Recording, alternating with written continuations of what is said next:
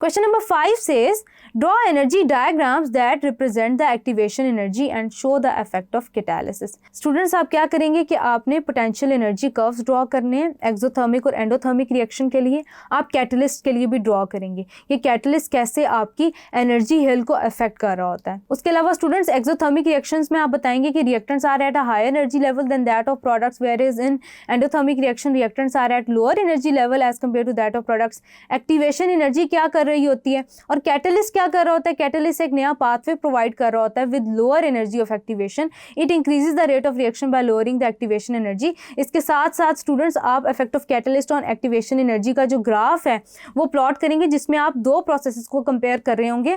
एक वो रिएक्शन जो कि विदाउट कैटलिस्ट हो रहा है, एक वो रिएक्शन जो कि विद कैटलिस्ट हो रहा है। दोनों में जो स्टूडेंट्स डिफरेंस आएगा उसको आप मेंशन करेंगे ग्राफ के ऊपर भी और अपने वर्ड्स में भी इसी तरह आप लिखेंगे।